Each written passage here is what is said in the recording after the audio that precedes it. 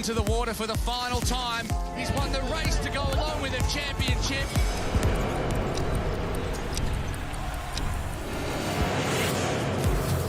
Absolutely magnificent. What a stroke that is.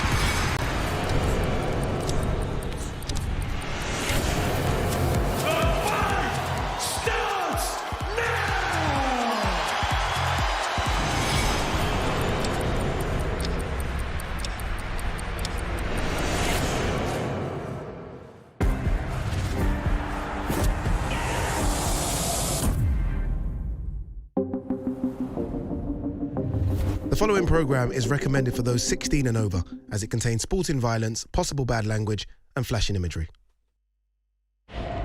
Ladies and gentlemen, good evening and welcome. From the four corners of the world, to the four corners of this ring, the fight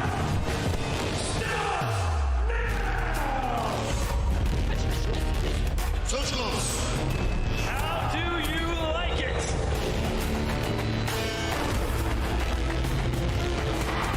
On the shoulder. So aggressive, so focused. Look at these two guys! Still the undisputed champion of the world!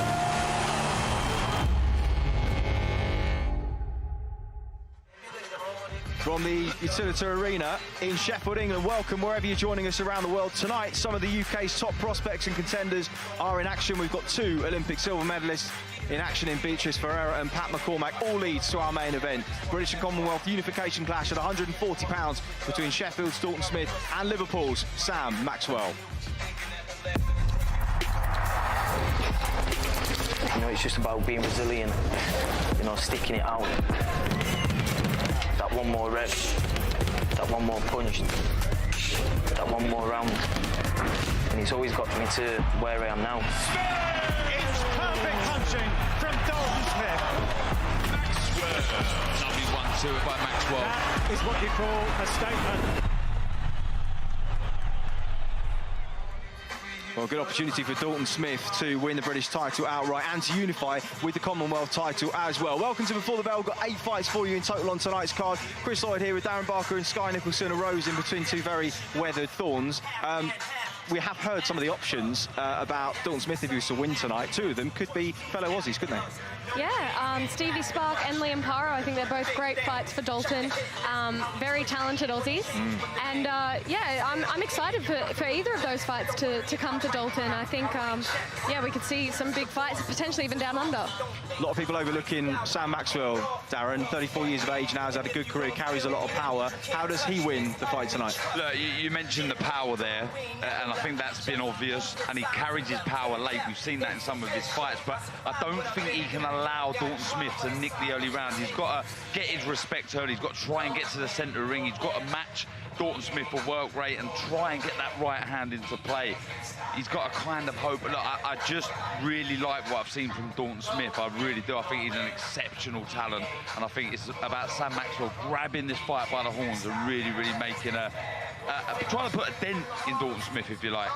Point to prove for Smith as well. We know he was a little bit unwell against Casey Benjamin. Billy Allington was, I think, a lot trickier and slipperier in his best career performance than maybe Dalton Smith had expected. He will be expected to get the job done in stoppage fashion. And Eddie said a couple of days ago, he said, I won't be afraid of being critical of some of my prospects and contenders tonight. All leads to our main event, British and Commonwealth, £140 unification, live here in Sheffield on DAZN a little bit later on. Lots to come on the undercard before then. Let's take a look.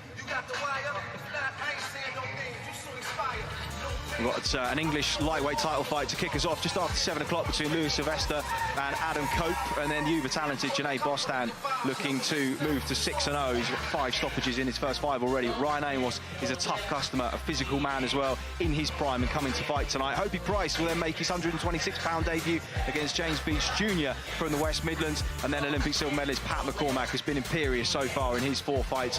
Can Tony Dixon pose him any more problems than his first 4? And here's what's coming up in just a few moments' time.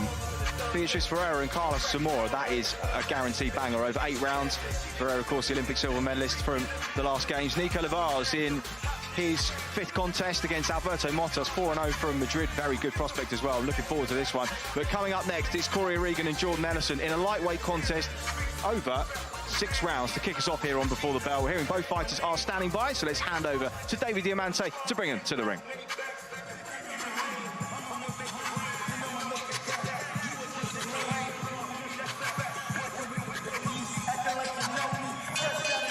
Ladies and gentlemen, good evening and welcome to Sheffield, England. We are live on DAZN for a big night of world-class professional boxing. We begin tonight with a 6-round lightweight contest set to make his ring walk, Jordan Ellison.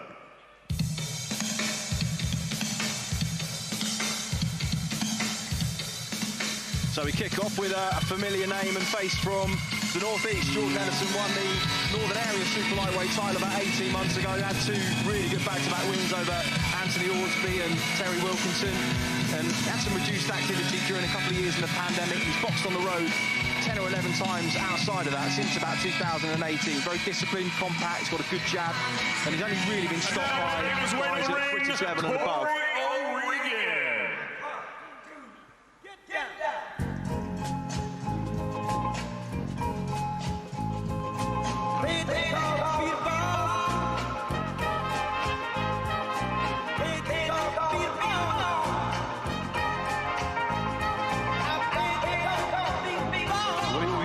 Closely later on tonight as the English lightweight title is contested between Lewis Sylvester and Adam Cope.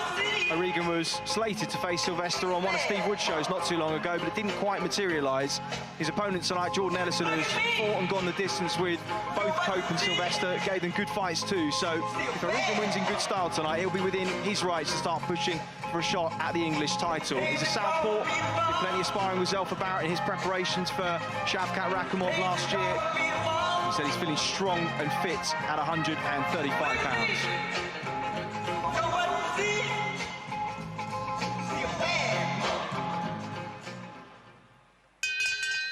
Ladies and gentlemen, once again, good evening and welcome to Sheffield, England. We are live on DAZN for a big night of world-class professional boxing. It's all being brought to you courtesy of Mr. Eddie Hearn of Matchroom Boxing. We're sponsored tonight by Betfred, Stagefront, and JD Sports. All of tonight's bouts are sanctioned under the auspices of the British Boxing Board of Control. The steward in charge is Robin Smith. Introducing your 3rd man in the ring at the sound of the bell, scoring A-star referee from Harrow, Kieran McCann. And now, ladies and gentlemen, 6 rounds of boxing scheduled in the lightweight division. Introducing first, fighting out of the red corner, wearing the black and silver with gold trim. He's scaled 9 stone, 12 pounds, 8 ounces. This 64-fight veteran hails from Seaham County, Durham, Jordan Ellison. And his opponent across the ring, fighting out of the blue corner. He wears the white with maroon tartan. He scaled 9 stone, 11 pounds, 5 ounces. His professional record, a perfect one. 9 fights, 9 victories, one of them coming by way of knockout. Fighting out of Leeds, please welcome Corey O'Regan.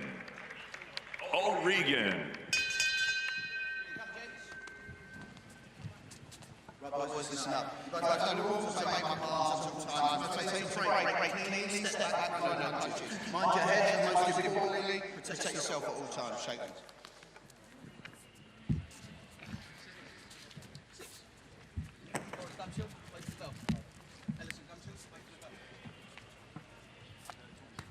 Round 1. So we kick off with 6 rounds. Agreed at 137 pounds. Corey O'Regan, top right of your screen. The maroon and white trunks. Jordan Ellison, familiar face on the circuit, well-travelled. As I mentioned, Northern Area champion, up at 140 pounds, about 18 months ago. Plenty of ambition. If you don't cut it around English level, he will ask plenty of questions of you. And O'Regan, Darren, was on the Warrington Lopez card at the back end of last year. got a stoppage, his first, and was in good form. He looked really good. I was really impressed with him. Quick hands, nice, relaxed, smooth, very accurate with the shots.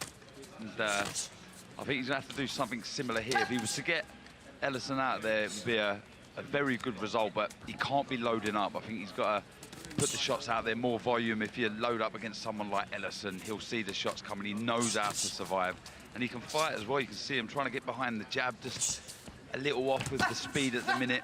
O'Regan, nice and sharp, really does snap out that southpaw jab, and you can see the variation with the shot as well. Straight, he hooks it.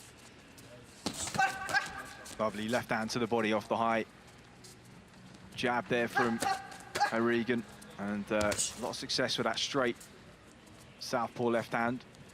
He said he's kind of come down from, started his career sort of 141, 142, slowly crept towards the lightweight limit, looking in better condition with each fight. So he now feels like he's physically at his peak and starting to sit down on his shots a little better and more confidence in his power too. And I think wants to show, maybe in spots tonight, that he can fight in close as well. But he is, as you can see already, very, very sharp at range. He would have been over the moon as well, Chris. Getting that sort of that monkey off your back, if you like, and getting that first stoppage. It does play on your mind a little bit, and I think he can take that confidence from that last fight into this one. And he has started this one very positively on the front foot. You can see the hand speed, good variation with the shots, changes the levels really well. And I think, like I say, it's not about loading up in this contest. I think volume is important. Just keep the tempo very high and hope that Ellison wilts later on in the contest. Yeah, just walked Ellison onto a sharp counter right hook, leads off with it that time, starting to put them together really well now. Oh, snapping the head back. Good finish to the end of round one. He's been well in control here. And, well, Ellison, as I mentioned, was in with the two fighters who'll be opening our broadcast for the English lightweight title. And he pushed Adam Cope pretty close over 10 rounds. And Lewis Sylvester said, yeah, he really came to fight and maybe work for the win. But Corey O'Regan in control there, Sky. Yeah, really nice, clean boxing that first round. Like Darren said about getting that first stoppage, he looks a lot more confident than we've seen in previous fights as well, so a really nice start. Only really the guys that can carry a little bit of pop have stopped him. Zelfa Barrett, I think, stopped him quite early. Jordan Gill, Lewis Ritson. But he has gone 8 rounds with some guys who can punch as well. Reese Mould couldn't put a dent in him. But he was rocking and rolling a little bit there, wasn't he? Yeah, it was almost as if he heard me at the end there. It was more volume, and well, you've got a very loud voice. I'm sorry, I am very loud. But he started to go through the gears at the end there. He wasn't loading up, and it was just volume, and I think that's what's required against Ellison. Well, that was what got the stoppage against Rodriguez last time out, wasn't it? A couple of sharp left hands and then just putting the shots together in volume after. So where we go into the second then. Welcome to those of you just joining the broadcast. Chris Lloyd here alongside Sky Nicholson and Darren Barker as O'Regan, after a very strong start, controlled the fight at distance. Stiff jab from Ellison. Nico Labar's in what could be a really good test. Over 6 rounds next up against Alberto Motos, and not be a name that will be familiar to many of you, but watching some of his clips, 4-0, very, very competent fighter. Smart with the front foot. O'Regan moves in the inside on the outside, and I think that helps him vary up the angle of the jab. Just going through the gears again. He's very unpredictable with his work, O'Regan, and I can see there's a spring in his step. I think there is a confidence, a newfound confidence, certainly after that Rodriguez fight. I think it isn't just about getting the win for him here, it's about proving a point that he is a worthy opponent for the winner of our opening contest. And Eddie Hearn is sat watching ringside next to Lee Eaton. You want to make sure that if he can do this in emphatic style, then he does. Ellison, sorry Chris, he's doing the right thing here. He's trying to close the gap, he's trying to nullify the quick hands, the smart boxing, the smooth boxing from O'Regan, so he's trying to close the gap. That is, however, allowing O'Regan to find the target a bit more at ease. He's not having to go looking for the target. Lovely straight left down the middle of the guard of Ellison. Changing angles beautifully as well, keeping Ellison turning, just stepping around him. And Ellison really struggling to catch him clean with anything really in this round. Ellison coming more aggressively, is playing right into O'Regan's game here. Yeah, and again, just right on cue, walks him into a double left hand. And Ellison's taken him well so far, but can he continue to do so for another 4? Because the volume's pretty consistent. Nice little roll out and just finds the exit back to centre ring. Yeah, he's using the momentum of Ellison's movement coming forward to sort of generate the power, that speed. He's not putting much into the shot, but that left hand, very accurate, very spiteful. Just missing with the uppercut there, but that's a good shot. He does crouch down a little bit, Ellison, so can be open to the uppercut, but nice boxing. Good intent by Ellison, but it's a good boxing. But this is what he does, isn't it? He puts pressure on you, and as I mentioned, if you're not up to scratch, he will find you out, and his engine's good for 8 and 10. He's always fit, boxing regularly, so he's never really out of shape. Oh, another stiff left hand lands down the middle. Just sits him back onto his heels.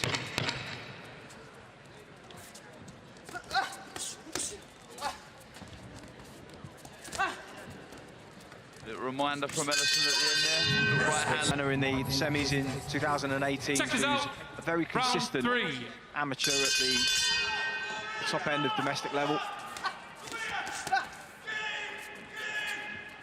He wants to really start to carve his own path and make a name for himself here in the pros. Made a good start as we head into round number 3.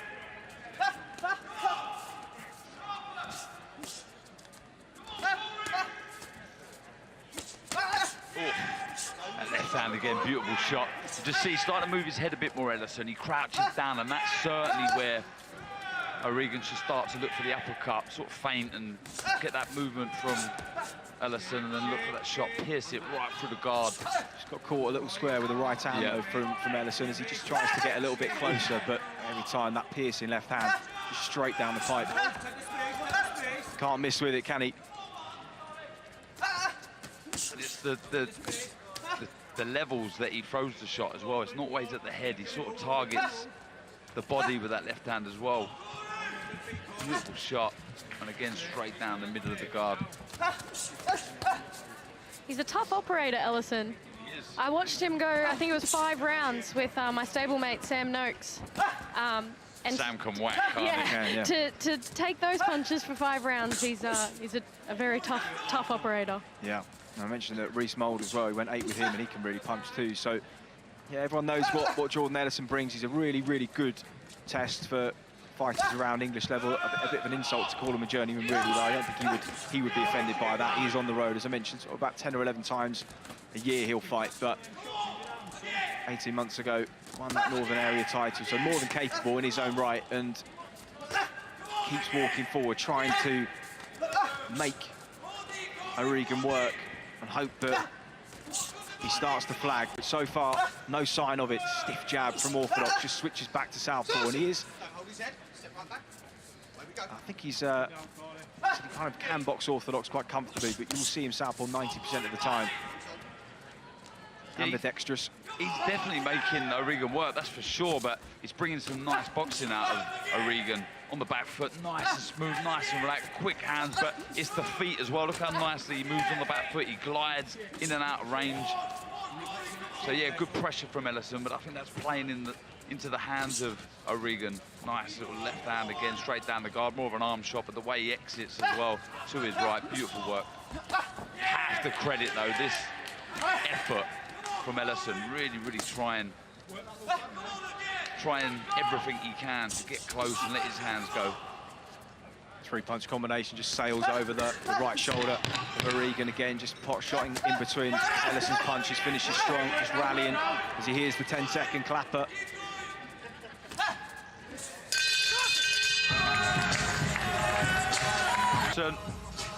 Straight down the guard of O'Regan. Just a reminder, you've got to stay switched on, like you said, Chris. You can fight Ellison. Improving it there. Nice, sharp, stiff right hand. And O'Regan showing us a bit of variation as well, mixing up the straight shots with hooks, head and body, and poking out that left hand. Not much power in it, but showing how accurate 10 seconds, corners. Sharp he is, O'Regan.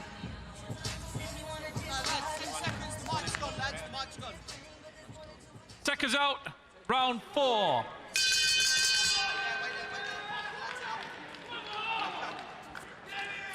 Yeah, Ellison, he's not really afraid of upsetting prospects. I think Dylan Chima, who was 4-0 back end of last year. And just getting a little bit closer, landed that right hand early in the round. Particularly feeling this pressure, if it were to pay any dividends, would probably come if this fight was over 8 or 10 rounds. They have only got 6 here, and we're into the 4th already, and O'Regan just looks in full control, despite just catching the odd right hand.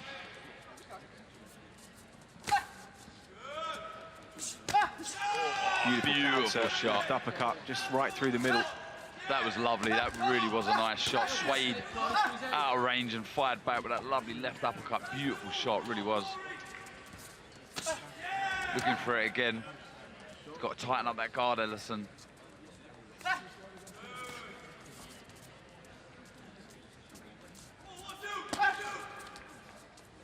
Keep working, lads. Pull your arms out there. Don't hold them on the inside.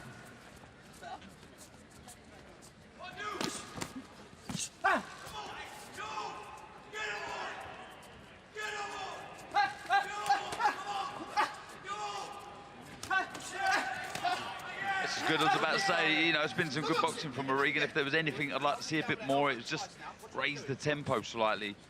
You can do that on the back foot. It doesn't always have to be when you're on the front foot. You can let the shots go in 4-5 combination whilst you're moving. Ellison's pressure seems to be backing off a little bit now, so this is really O'Regan's chance to kind of put the foot on the pedal and go to work. Yeah, he just sunk a left hand into the body, and just for the first time in the fight, you just saw Ellison pause for a second. He clearly felt it. He just sinks another one in there. Might just give him a little bit more space and time. Yeah, he's closing up the target a little bit, Ellison, isn't he? I think he's certainly felt one of those body shots. I really like the timing of O'Regan's like southpaw left hand, bringing his head off the line and just sinking that left in. Whether it's to the body or the head, it's just landing all night. Perfect timing. Nose is in control now as Ellison just backs up into that corner. That was good work. 3 shots, swayed out of range. Missed a shot from Ellison and went again with 3-4 shots. Good work. That's the tempo required. But boxing nicely, nice little spring in his step still. Yeah, he's dealt with the pressure those first 3 rounds really, really well, and now just starting to turn the tide, and now he holds centre ring and has done for the last minute or so as we close out round number 4, and he is in full control here.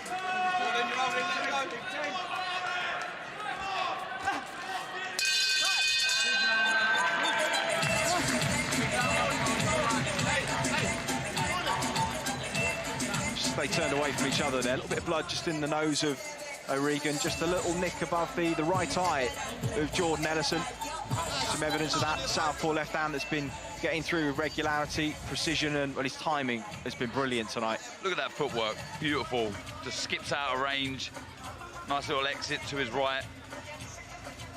The concentration, nice little jab from Ellison. Again, a little reminder, you've got to stay switched on. You can't afford to be taking silly shots when you go through the levels, but yeah, the footwork's been fantastic from O'Regan. And as that round progressed, he started to go through the gears, didn't he? Really put his foot on the gas, and it looked like Ellison was starting to feel the pace.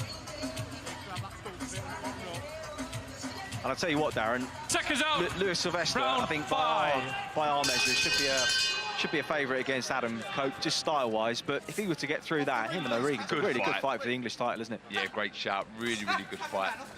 Not too dissimilar in styles, if I'm honest. They've both got quick hands and very good foot movement. So that would be a brilliant fight. And again, see Ellison bravely coming forward. But it's nice and sharp, and again, like I've already said, a nice spring in his step. O'Regan trying to time these and trying to walk Ellison onto the shots. Look at that little skip out, nice exit to his right. Does it so well with such ease. Mentally tiring as well for Ellison, having to constantly turn and and reset after he's been hit.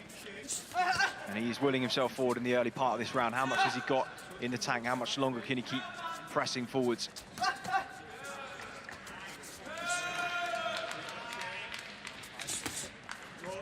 Right hand there from Ellison.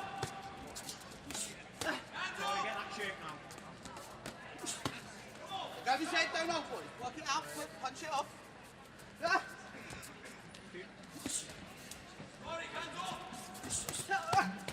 Oh, good 3 shots there, starting with the head, dropping to the body and the hook upstairs. Good work from O'Regan. This is the tempo. I'd like to see him start the tempo high from the start of the round, not just at the end of the round. See how Ellison would cope with that kind of pressure.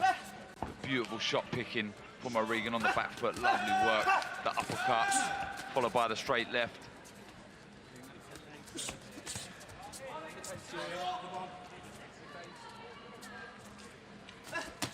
Oh, lovely left hand. Down the middle, and Ellison just tried to hold for a moment. They're just a different breed of people, aren't they? You know, you use the word journeyman, and it's hard to use that sometimes, but he is on the road. But to do this week in, week out, I mean, it takes some doing. It really does. I mean, you talk about servants for sport. I mean, this sport doesn't survive without people like Ellison. I mean, you've got to take your hat off. It's just relentless. Doing this every week. And he's not just on the back foot, he's not moving, he's not trying to survive, he's letting his hands go. There's actual pressure and intent from Ellison. I mean, I'm in awe of these guys who do this week in, week out. It's incredible. Yeah, and O'Regan has dealt with that pressure really, really well as we close out these 5 rounds. Stepping off again, looking to walk him onto shots, and Ellison letting the hands go with everything he has, but hitting thin air.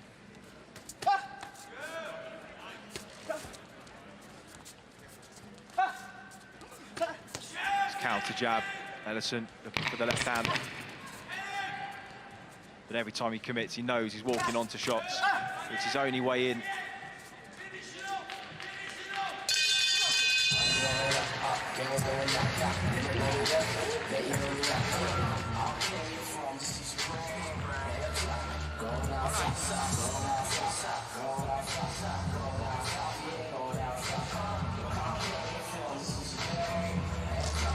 Yeah, more of the same.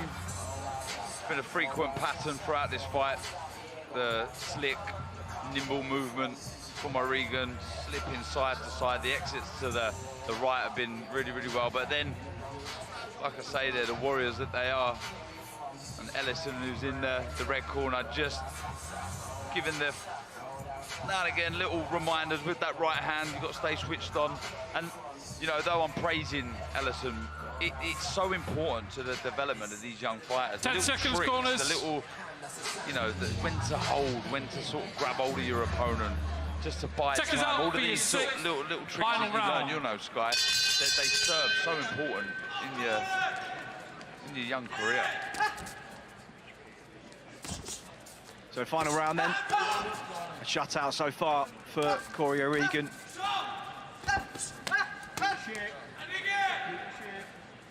A lovely shoveling left hand in, and just momentarily just dipped over the front foot. Ellison fires the right hand back. Tough, tough man. Has never really looked majorly hurt in the contest. Maybe once just to the body for a minute or so, slowed him down, and he had to just step off, but he's held centre of the ring and been the one pressing forward for large portions of the contest, but he has just been walking into shots. And he does so again. Well, he's followed it up, that good result against Rodriguez last time out in Leeds. I've been impressed with O'Regan. Still time to get the stoppage. I don't think he'll get it, but I've been impressed. I've liked what I've seen, the movement, the shot selection, the quick hands. He's certainly, there's a lot of confidence being shown from O'Regan. I can sense it in there, and yeah, he certainly moves on to some big fights. He's trying to go through the gears now, Chris. Yeah, he knows he's got a little bit of time. Can he put Ellison under some sustained pressure here as he backs up into the corner? Nothing to lose, is he? Lovely counter uppercut off the slip, fires back another.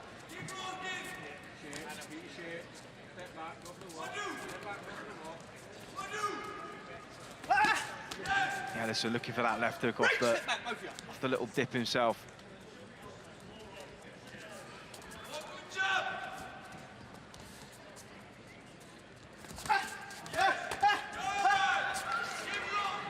decent pace as well, Regan. A lot of movement. I think the tempo's been fairly decent as well. Sort of breezed this 6 rounds, hasn't he? Yeah, conditioning's looked really good, given he's moved a lot, he's thrown a lot, he's been made to throw plenty. And there's plenty at this kind of level that would have wilted under such pressure. He's made it look easy. A lovely little counter right hook there. Showing everyone ringside he's in charge of this contest.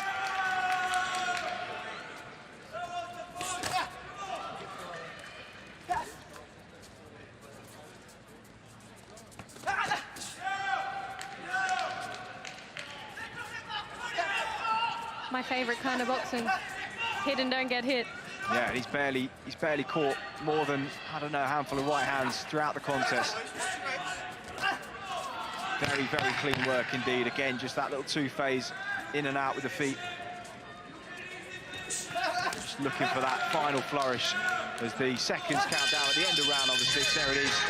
And a very, very wide, competent win for Corey O'Regan. Yep.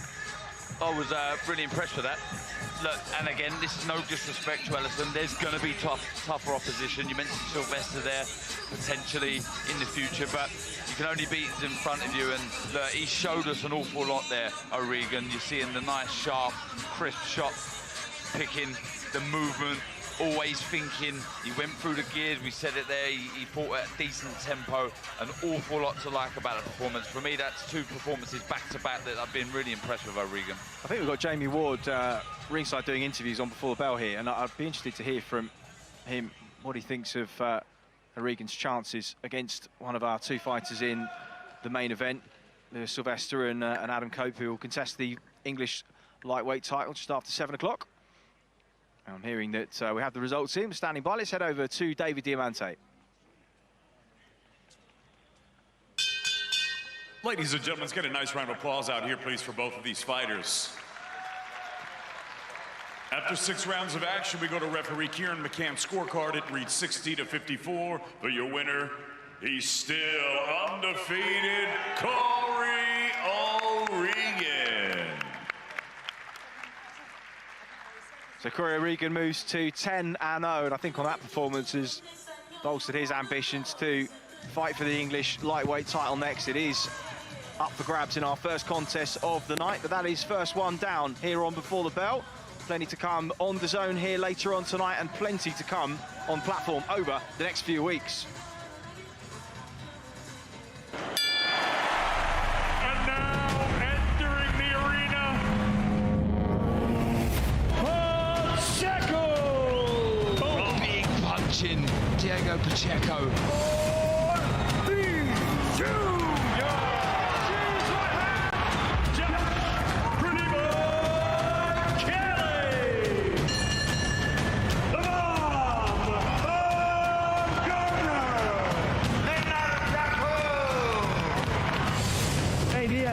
Fight me.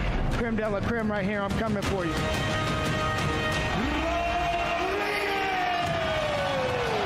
Heavy hands again from Bams. Calm, composed, Sonny Edwards.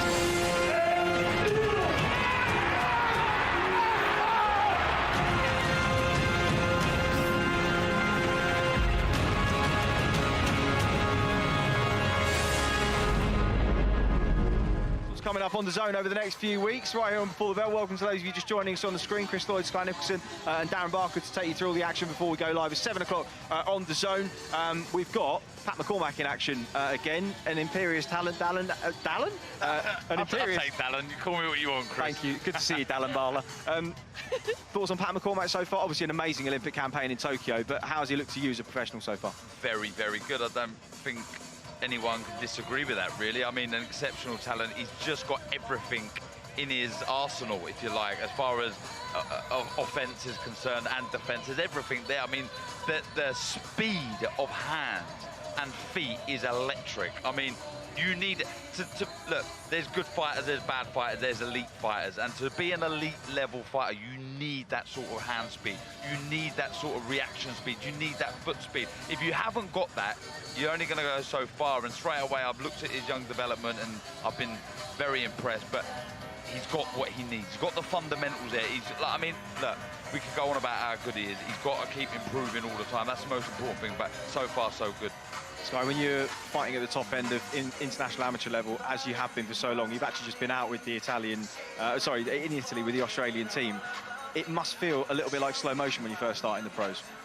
Honestly, I keep getting told I box like an amateur since I've turned pro. And going back and training with the amateurs, I notice how much my style's actually changed and how different it really is. So, no, like, and I'm just still dipping my toes in the water in the pro scene. So, yeah, it's a big jump, it's a big change. And I think McCormack, he's doing that change and that transition really, really well. He's showing a little bit more every fight. And you don't want to change too much, do you? You got to remember, he's been so successful at doing what he does. Well, don't get me wrong, the rounds are longer you know, you're going to do 8, 10, 12 rounds as a pro. So you've got to settle down a little bit. But generally, you want to work on what you've done so well. When I turned pro, I had a very amateur style. Tony Sims didn't change me too much. He just wanted me to add to my game. So you don't want to change too much. He's been so successful for a reason. Yeah. Well, that will be our chief support, Tony Dixon, who a lot of people had beating Maxim Prodan in 2019. He had a couple of years off, came back, had a brilliant comeback against Francesco Russo with a first-round knockout. He's a versatile fighter, a good fighter, but he's up against it in our chief support.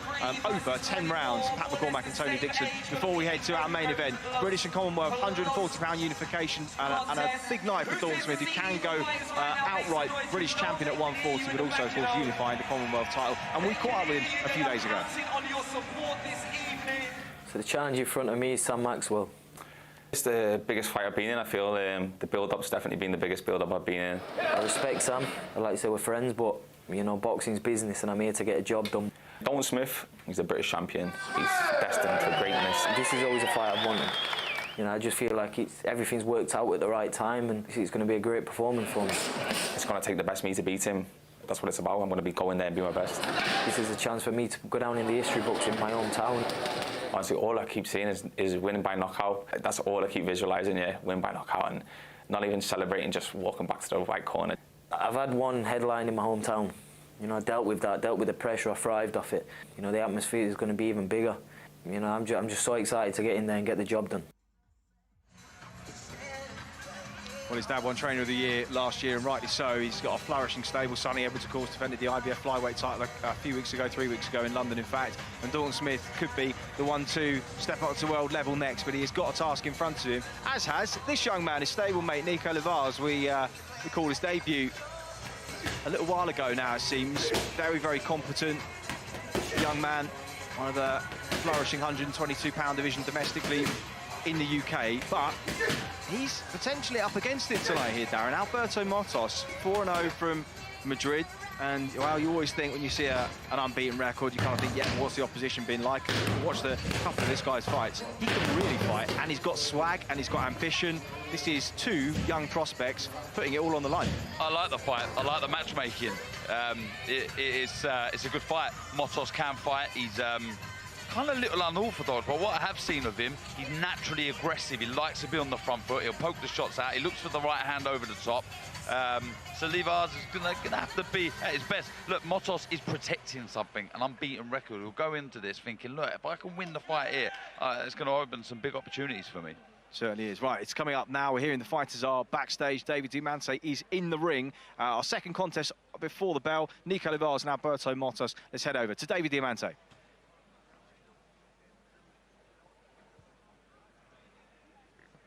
Ladies and gentlemen, from Sheffield, England, live on DAZN, we are set to go with a special super bantamweight attraction. Set to make his ring walk, please welcome Alberto Mopla Motos.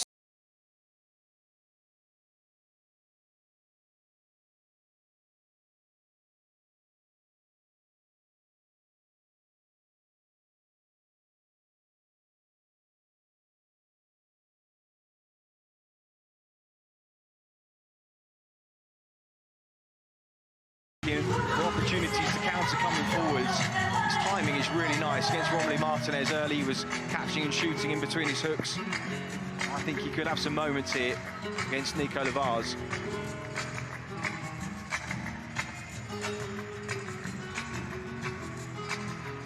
And now entering the arena, Nico Lightning Lavars.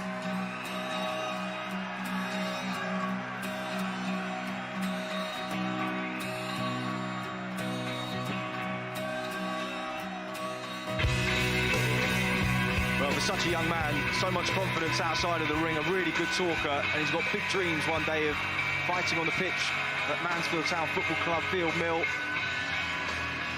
And he'll be buoyed by the success that his stable have had in these last couple of years. A number of prospects becoming contenders, contenders becoming champions.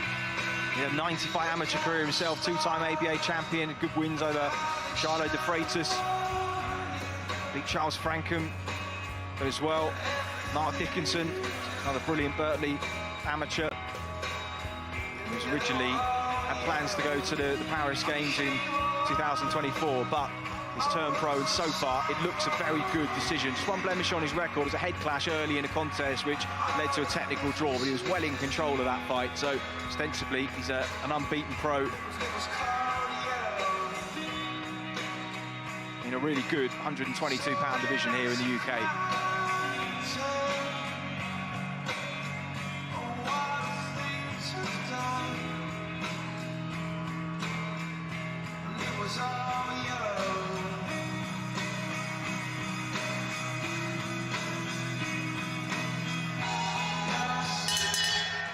Ladies and gentlemen, from the Utilita Arena here in Sheffield, England, live on DAZN, we are set to go with a special super bantamweight attraction. It's all being brought to you courtesy of Mr. Eddie Hearn of Matchroom Boxing. Was sponsored by Betfred, Stagefront, and JD Sports. Introducing your third man in the ring at the sound of the bell from Doncaster, A-star scoring referee Michael Alexander. And now, ladies and gentlemen, 6 rounds of boxing scheduled in the super bantamweight division. Introducing first, fighting into the red corner, wearing the white trunks with the gold trim. He scaled 8 stone, 10 pounds, 1 ounce. His professional record, a perfect one. 4 fights, 4 victories. Fighting out of Madrid, Spain, Alberto Mopla Motos. And his opponent across the ring, fighting out of the blue corner. He wears the yellow with the blue trim. He scaled 8 stone, 11 pounds, 1 ounce. He is undefeated in his campaign as a professional with a record of 3 victories, no defeats, and 1 draw. Here is the 2-time GB Championship gold medalist, the 2-time National Elite Champion, the Haringey Cup gold medalist, and the 2-time Ireland Monkstown gold medalist, fighting out of Mansfield, Nico Lightning Lavars.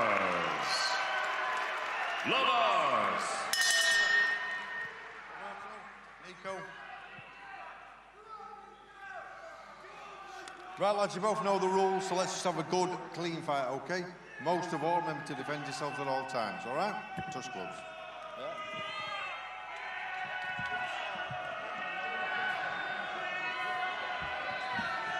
So a busy few weeks for Grant Smith.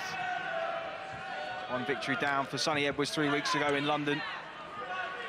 And for his son, a big opportunity tonight in our main event. Round 1. So first up, it's young Nico Lavars from Mansfield, 3-0-1. And his opponent, very competent fighter from Madrid, 4-0, Alberto Motos. Chris, straight away, I like this intent from Lavars. He must have watched Motos, must have seen that he likes to be on the front foot. Straight away, centre of the ring. I'm not going to get bullied here. Putting plenty behind that jab early, isn't he?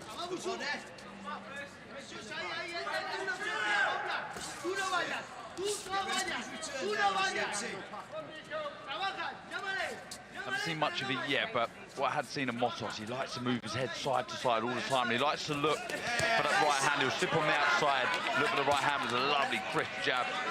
There was a couple went in there from Lavars. Nice boxing on the back foot. Very quick hands, Lavars. Really, really sharp. Showing some good variation there as well. Right hand to the body. I think the confidence of Nico's team putting him in with a decent unbeaten opponent this early in his career says a lot about their confidence in Nico as well. Yeah, definitely. He's in and around. Very, very good, ambitious young stable. Of course, Janae Bostan in action later on tonight as well. Second on the main card. The mouthpiece of Motos just comes out. I mentioned that fight against Romany Martinez. He was eye-catching, and the combination he dropped him with on his debut, fantastic. He was like darting in and out with his feet to disguise the range, found a left hook to the body, and then it was a right uppercut through the middle, which put him flat on his back. So he can punch as well. Good start for Livaz, who looks laser-focused. I think what I've seen here in a minute and a half, it's going to be a good fight, this. I like the intent from Livaz. He could make this fight relatively easy from what I've seen already. He could move, he could get behind the jab, but he's looking to make a statement. Wants to hold his feet, wants to let big shots go. And that's Motos' bread and butter. He likes to get stuck in as well, so don't blink. Cutting the ring off well, just catches him with the right hand. He has the nice fancy footwork that comes with the Steel City gym as well.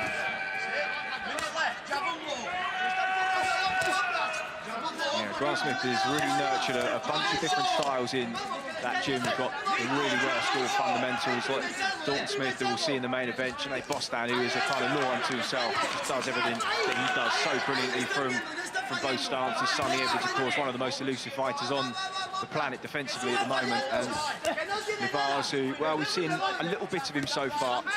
He's shaping up very nicely indeed. He's holding centre ring. Motos being quite elusive himself. Nice right hand to the body. I thought the knees did then, but I think that was more moving out of the range from Motos. But yeah, he's landed a couple of nice shots out of the left hand himself. But lots of movement now from the Spaniard. The counters on the back foot, the left hook followed by the right hand, but Livaz looking big, looking strong in there. Led off, made a miss, and then countered him again.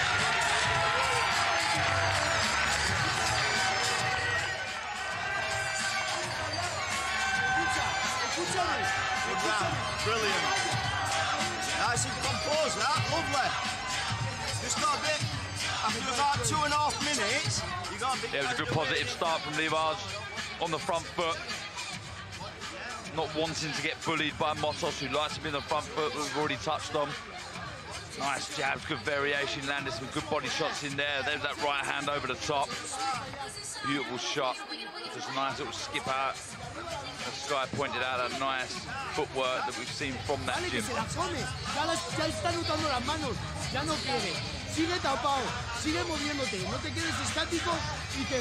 Bonus 10 seconds.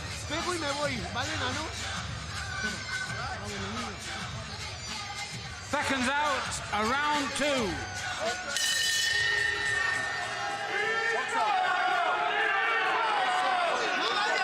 Yeah, serious in his corner, Motos. He was getting a bit of a right out there. Heading to round number 2. Nice long right hand to the body.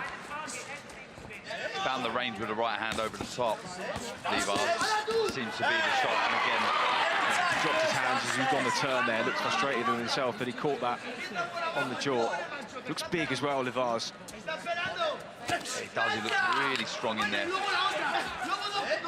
He said to me on the phone earlier this week, he said, I just feel things have clicked physically the last 2 or 3 months. He said, just seems to have all come together, and I can feel the power in my shot transferring. He said, and they're taking me on the pads and saying I'm hitting a lot harder. It's giving me a different sort of belief, and he physically just looks like he's grown a little bit too.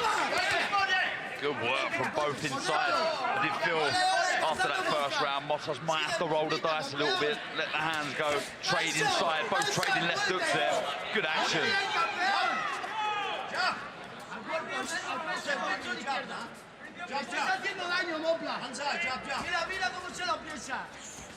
Just trying to draw out the lead, Livaz. Looking for that right hand again. A little bit of swelling over the right eye of Livaz. A couple of left hooks have landed from Motos.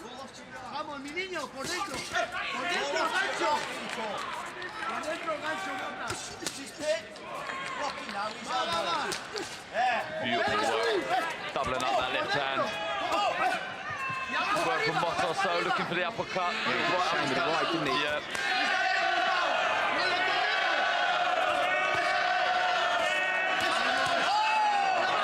Great action through round number 2, standing and holding their feet and trading.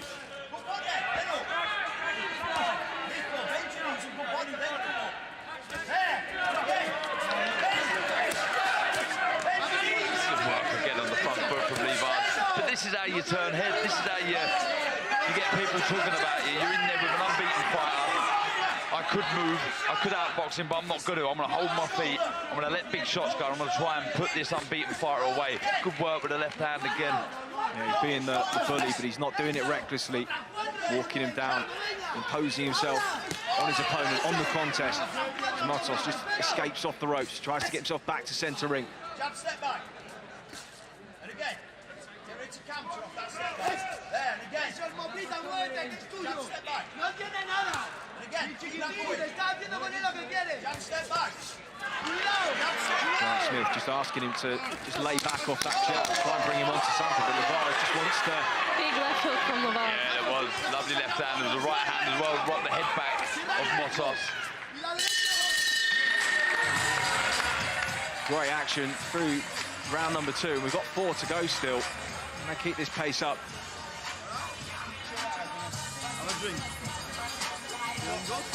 Yeah, it's the right hand again from Livard. Chopping down with a shot, head and body. Just rocking the head back of Motos. He's got to keep that left hand up, the Spaniard, because, like I say, he has found the range with that right hand. Livard's chopping down with a shot. Took the sting out of the shot, the Spaniard. Swaying back out of range, but there's that left hook that you mentioned, Sky.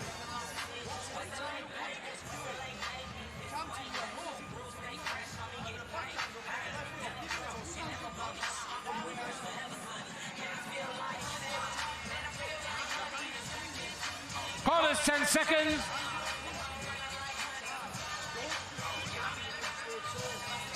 Seconds out, around 3.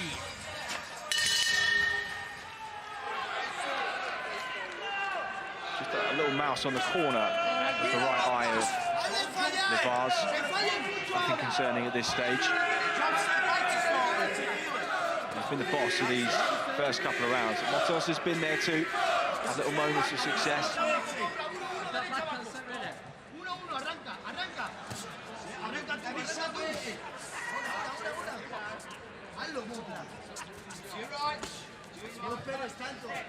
It's a good division this, of course. Matchroom announcing the signing of Shabazz Massoud earlier on this week, one of the best 122-pounders in the country. A very good stoppage win over Jack Bateson a few months ago, and the likes of Dennis McCann, Peter McGrail, Lee McGregor, Adrian Price, who will be making his 126-pound debut, has been one of the top 122-pound prospects over these last couple of years. And Livard's get in the mix at super bantamweight. The left hook lands, and then just the uppercut off the back of it. A little bit of swag as he drops the hands. Yeah, showing us a bit of everything. Livard on the front foot, on the back foot, nice boxing. The variation with the right hand's been impressive as well. Nice left to the body though from Motos. Sneaking in shots now and again, isn't he? Yeah, and I think that's what's done the damage to the right eye of Livard. There's a couple of left hooks that have gone in. And again from Motos. Just reminding Nico that he's still there. Yeah, he is. Livard's punching long and punching straight now.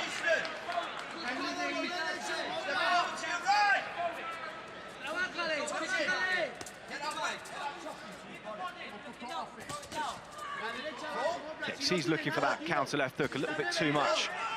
Motos now, and Livard's just starting to become wise to it, keeping that right hand pinned up by the temple.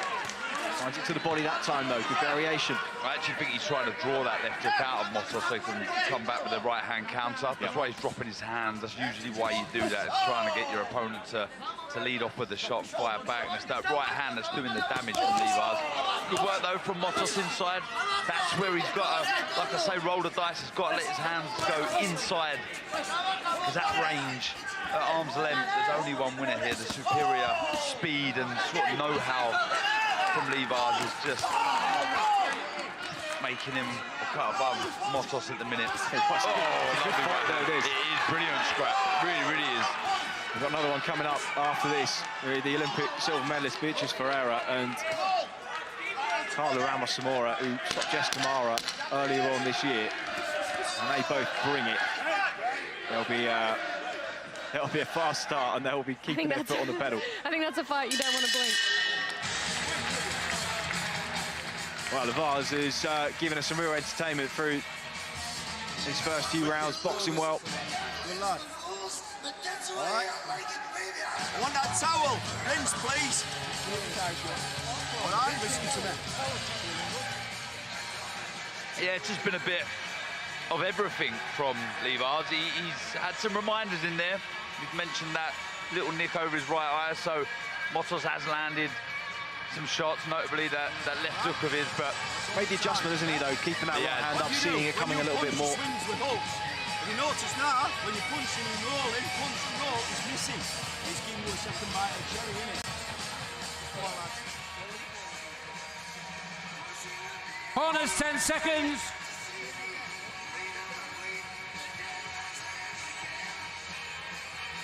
Seconds out, round 4.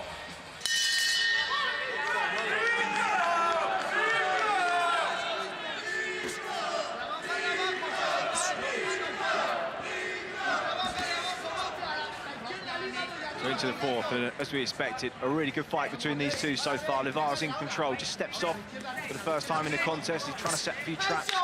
Motos now, boxing out of Southport. Just an adjustment from him. Will it bring him any success? I think this may play into the hands of Livaz. I've said numerous times in this fight, it's the right hand that's doing the damage, and when you're fighting a southpaw, the right hand is the shot for a southpaw straight down the guard. And he's just felt one there, Motos. He's gone straight back to orthodox. Doing the right thing, has to try and get on the chest of Livaz, but this may play into the hands of the Mansfield fighter. Doesn't look phased at all, though, Motos. He looks calm, not breathing heavily.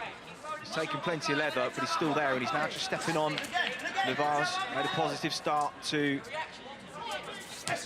round number 4.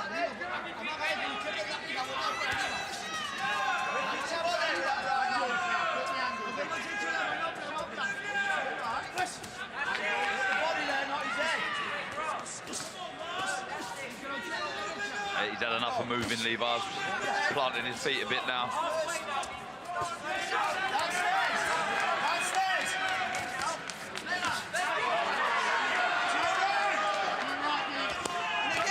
To the right hand, to the body, looks for the left hook upstairs, uppercut through the middle, then the right hand, just reversing the combination. This is really good work from Livaz. Sinks the right hand in, bounces off the chin of Motos, just steps around him. Yeah, he's working really well here, really is.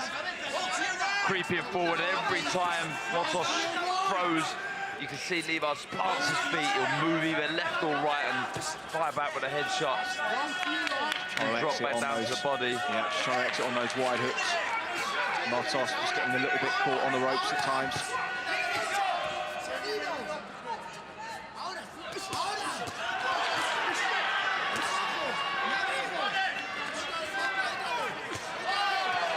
Livaz just outworking him here. You see some angles when he's got Motos on the ropes there. He does skip left and right really well when he's got his opponent's backs onto the ropes. So he just needs to create a few openings that way, Livaz. But I like this. He's coming across as if he's enjoying this fight.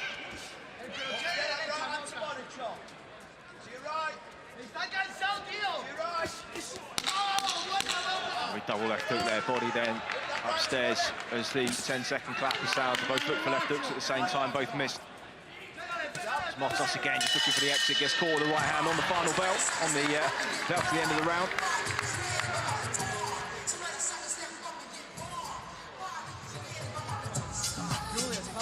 Come on, let's...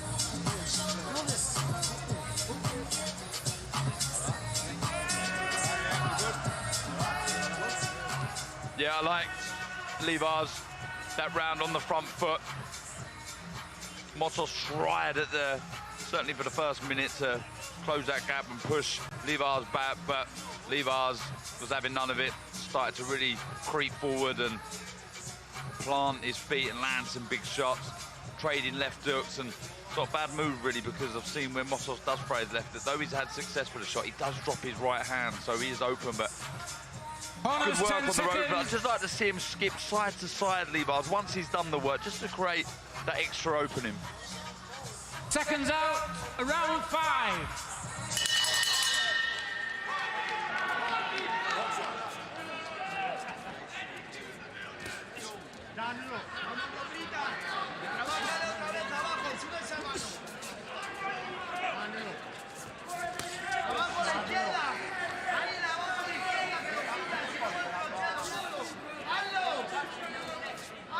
When he's given up the ground, Livars, you feel like he's done so on his terms. He's just picking these shots long for the first 30 seconds of the fifth.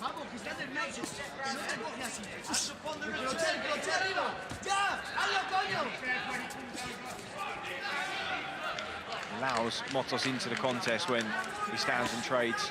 Even though he is outworking him in close, in at mid-range, pretty much every distance. It's giving him more of a chance when they're up close. At this kind of distance, it's dominant, picking and moving.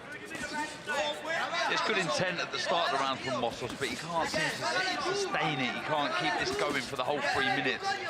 He needs to be busy, he needs to get close, but Livars kind of turns the screw and mixes fire with fire, as you say, Chris.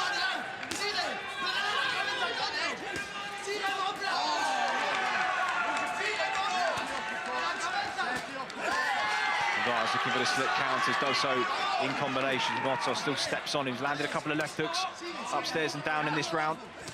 You mentioned the movement, Sky, from the Still City gym, the way they move, they've got that elusive footwork, but one thing I noticed with Sonny Edwards a couple of weeks ago when he fights, when he lets his hands go in 5, 6, 7 punch combinations, he's a real joy to watch. I'm seeing that the same with Livars here tonight. When he lets his hands go in combinations, honestly, I've been very impressed.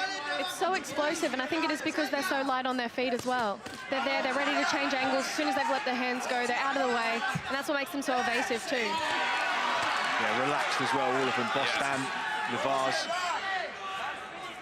Edwards, of course. Changing up the power here, sorry Chris, with the shot.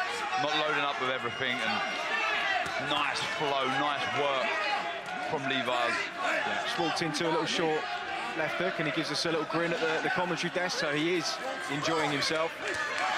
Starting to put the shots together really well. Looks like he's in the flow here, enjoying the fight, and it is a good fight too.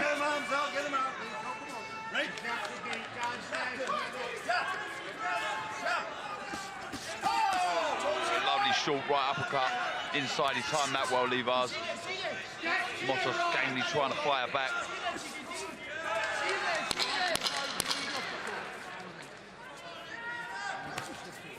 Yeah, he's read the situation really well, Livars. He knows at the end of the combinations, Motos looks to finish with the left hook. So he's keeping that right hand up, he's moving out of the way, and there's a little smile at us at ringside from Livars. Yeah, and a little sign of frustration from Motos as well, as he just made a miss and showboated a little bit there, just got in his head, and see just between them the difference in the body language at the end of that round, and well, it's been very, very good. Beautiful uppercut inside. He landed a couple of those. Impressed with that, Sky? Yeah, I love that he's using these rounds to really showcase everything he can do. Yeah, he's showing aggression, he's showing he can stay in the pocket, he can fight, but he can also box, he can move, he can do all the fun, flary stuff as well, and I really love that. Yeah, he seems to know when to do the right things as well. I think we can hear him listening to the corner here. Corners, 10 seconds. Choosing his moments really well. He is. Grant Smith, he's a hard taskmaster, but he will like what he's seen from his young charge tonight. Busy man, Janae Bostan and Dalton Smith still to come tonight.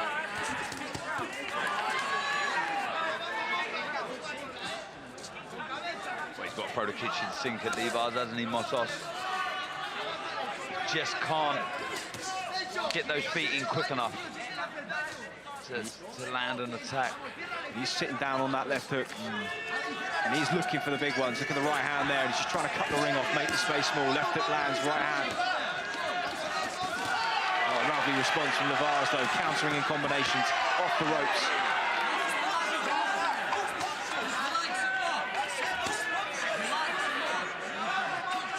Wow, brilliant to see two really young novice prospects in a fight like this. Credit to both of them. Motos walking forward, trying to apply all the pressure he can, and an arcing right hand just sends that mouth guard to the canvas again. I mean, look, I've been impressed with Levars. Motos, I think if he has serious aspirations to move on and improve, this is a kind of a benchmark for him. He'll understand that and this is no disrespect to Spain, but their level of boxing isn't as prominent as ours and as good as ours. So if he does want to go on, he'll look at this and think, right, you know, I've got to up my game here. What you take away from defeat, Motos. Not bad fight at all, just switching again to southpaw. Been in there with a very hungry, ambitious, very slick, quick fighter in Levars. He's looked good tonight.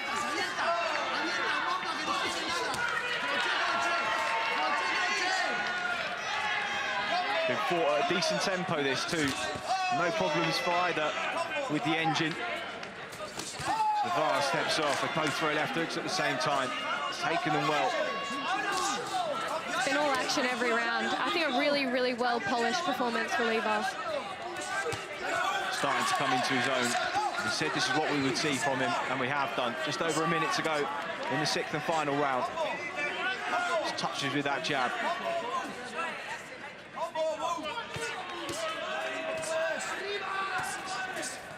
Motos just having a moment, looking to try and keep him on the rope, but he finds a way off. Look, I've been really impressed with Levars, I have, but this is probably a good thing. There are still things to work on, a lot of things to work on. There has been some gaps in the defence, and Motos has landed a couple of left hooks, a right hand here and there. So you can look at this fight and think, look, I've won, I've boxed well, but there's more I can build on, I can work on, and I can be an even better fighter.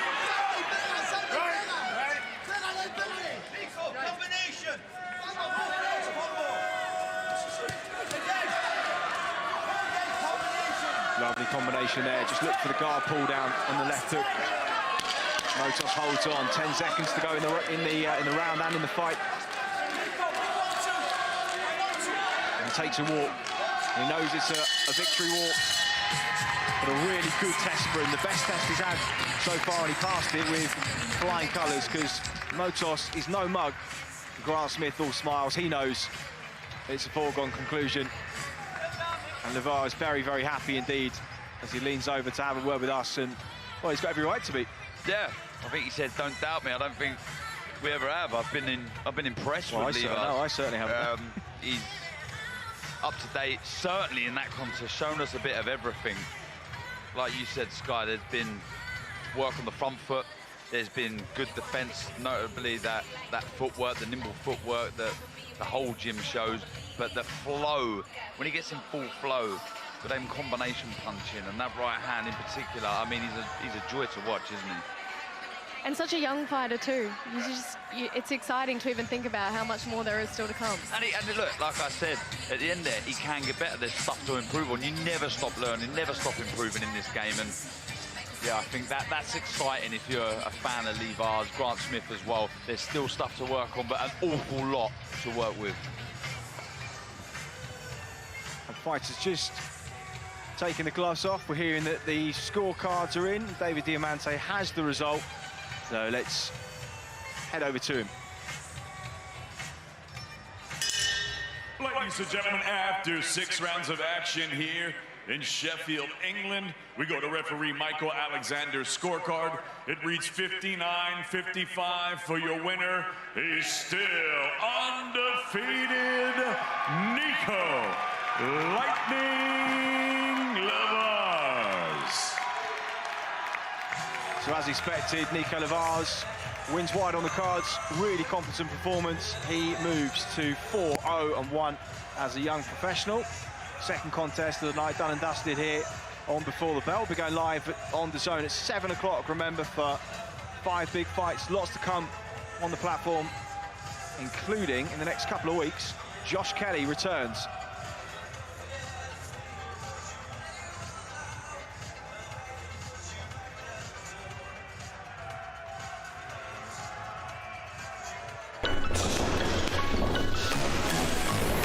A win will put Kelly within touching distance of a shot at the world title. Oh, nice right hand there for Kelly. The unbeaten Corzo will be a tricky opponent for the Brit. It's all going down in Newcastle.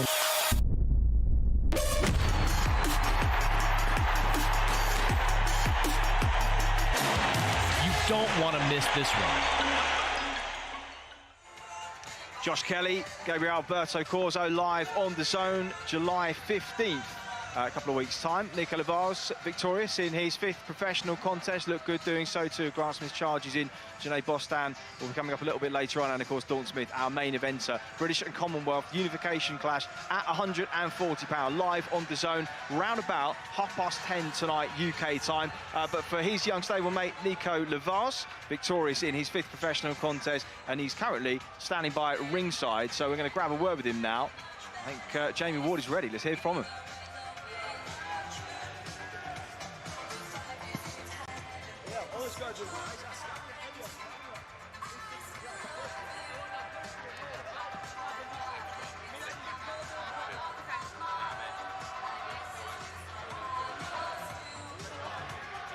Nico, congratulations. After 8 months out the ring, a lot of frustration. How did it feel to step back through the ropes tonight, back doing what you do best? Unbelievable, you know. First of all, thank you to everyone who's stayed and supported me, you know, my sponsors who've kept paying me, you know, my team, Grant, Dad, P, my nutritionist, everyone who stayed with me, because these 6 months have just been, like, I won't go into details, but it's just been fucking frustrating, you know, injury, whatnot, and, you know, setback after setback, and it's been hard mentally to stay in the gym and stay on it, because, you know, I'm not getting the reward at the end of it. I'm not getting paid. You know, I've been out 3 paydays for Eddie, and, you know, he's probably fortunate at that, but I'm not. I want my money. So, you know, to finally get under there and shake the ring rust off, even though I've only been pro for a year, which is mad, but there's much more to come. Me and Grant were just on about it. What I've got potential-wise, we've not seen yet, and that's just my fault mentally. It's no one else's, and once I master that, I'm ready to take on the world. Alberto Motos was a decent step up for you tonight. He was undefeated. You've taken it, Zo. You've taken it, Zo. How did you assess his challenge through 6 rounds tonight? He were a winner mentally, you know, he was staring me out, he was trying to bang in the changing rooms and make noise. He came here as top dog thinking he was going to, you know, take my heart and take a win away from me. But he weren't, and I knew that, and, like, you know, I've listened to the commentary on the press conferences. I know they didn't really fancy me winning this. They thought he were awkward, they thought he was switching and it'd be all wrong for me. But I knew what I was capable of. Everyone backstage knew what I was capable of, and it's just been, I don't even want to say good luck no more, because to be honest, I don't give a fuck about luck. Good or bad, I don't care, because I've had it all. And I just want momentum now, and I believe Eddie's the right man for it to take me there where I want to be. And, you know, he was on about headlining in Nottingham in a few years or whatever when I'm a world champion. I want Field Mill first, and, you know, you've got people coming out to support me making all the noise just now. Can you imagine what it's like when there's 10,000 of them? We'll hear from Eddie shortly. Let's grab a quick word with trainer Grant Smith. Grant, Nico's got you off to a good start. It's a busy night for you in the gym tonight. What made you happy with what you saw in the ring this evening? He deserved a performance like that, like he's just spoke about. He's not had no luck whatsoever. One of the unluckiest kids, we joke about it in the gym. And I said, just stick it out, keep doing. He stayed in gym and he's making the improvements, but nobody's seen it because he's not getting the chance to fight. Now, he's shown it tonight. There are a few little things what he shouldn't have been doing, what I was telling him. I think he needs to learn his left from his right, but we'll discuss that when we get back in. Let's grab a word with promoter Eddie Hearn as well, just while we have time. Eddie, you said big performances only from the young guns on tonight's show. There was chance of signing him up from the Livaz fans in here tonight. What's in your mind about how we move forward with Nico Livaz? Yeah, firstly, a shout out to Grant and Lee and Tom Dallas. That's exactly the kind of fights that you want at that stage. Someone who's undefeated, someone that's throwing back, someone that's trying to win, and that's how you learn in there. He probably took a few too many, but I don't mind that because it's exciting. and he's got great support, he's got great fan base, and he has had terrible luck. I mean, every time I saw him on a show, he was coming off a show. I saw him on the day of the fight in Nottingham, pulled out, I think, the night before the fight. But listen, luck in life goes through stages, and now you're due some good stuff. And I think he's a great talent, very young, the gym's thriving, and I think we can do a lot with him as well. I think 1 8-rounder, and then moving into 10 rounds, English titles. I wouldn't hold him back too much. I think he's got great support from Mansfield. Obviously, Lee Wood's probably got a big fight coming up. He could have a big fight on there as well. And just now staying consistent and staying active as well, the main thing. Just final word from you then, Nico, heading into the second half of this year. What's important to you? Momentum and activity, you know, like I said, the bad luck's out, I don't care no more. I've worked my arse off in the gym to get this point, and I want to keep it whilst it's going, get the ball rolling. Improvements to make tonight, that was just my fault, you know. That's me to easily adjust within a few weeks, and that's why I think I've got so much potential. Yeah. I wanted it too much, I've been out so long. You know, this to me is like a year of hard work, and now I've got the momentum back, hopefully. Just activity and learning in the gym off the lad, from my coaches, and taking it into regular fights. Great stuff, Nico. Great to see you back in the ring as well, doing what you do best. Congratulations to you. Well done. Well, superb performance from him, and passionate words. I have been asked to apologise for the F-bombs there, so I will do so. But he goes on to 5-0-1 as a professional, and this young woman, if you're a fan of the amateur game, you'll know all about her. Olympic silver, double world lightweight champion, was only beaten by the brilliant Kelly Harrington in Tokyo, Beatrice Ferreira, and that is her opponent, Carla Ramos-Zamora, who, well, has had a bit of a career resurgence after losing a whole handful of her first fights and suddenly putting herself quite close to contender status. A really, really dangerous fighter. She'll be bringing the pressure all night long, and Ferreira will be meeting her in the middle. 8 rounds coming up at super featherweight. Both fighters backstage ready to ring walk, so to bring them to the ring, here's David Diamante.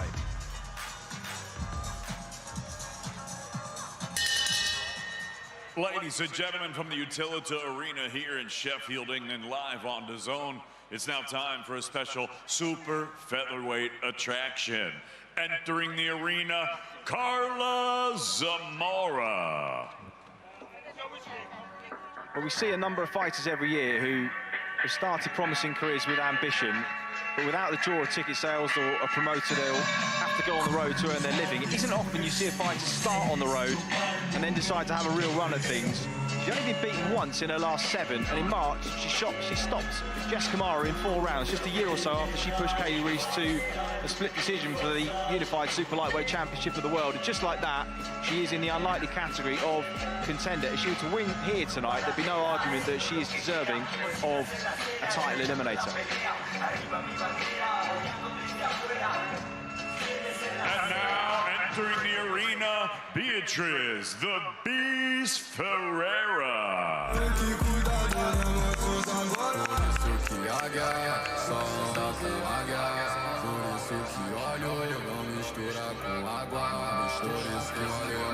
Her amateur record, compiled on BoxRec, is 91 wins from 100 bouts.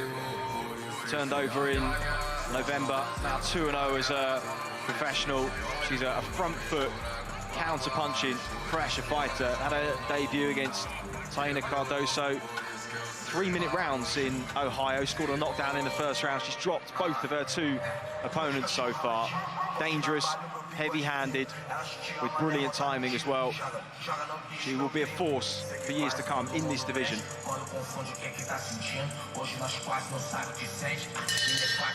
Ladies and gentlemen, from Sheffield, England, live on DAZN, it's now time for a special super featherweight attraction. It's all being brought to you courtesy of Mr. Eddie Hearn of Matchroom Boxing. We're sponsored by Betfred, Stagefront, and JD Sports. Introducing your third person in the ring at the sound of the bell from Doncaster, scoring A-star referee, Mr. Michael Alexander.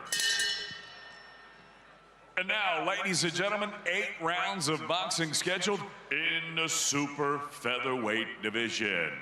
Introducing first, Fighting out of the red corner, wearing the black trunks with the purple trim.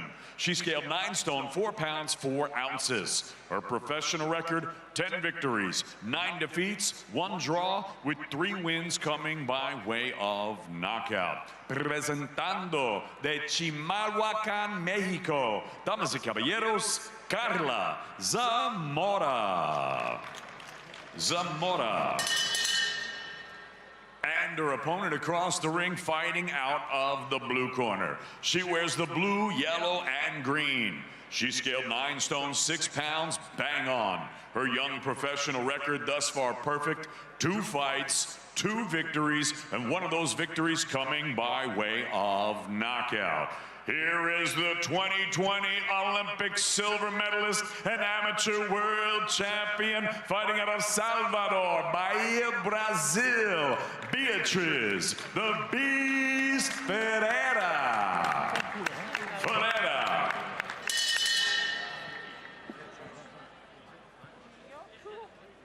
Right, you know the rules, so let's just have a good, clean fight, okay?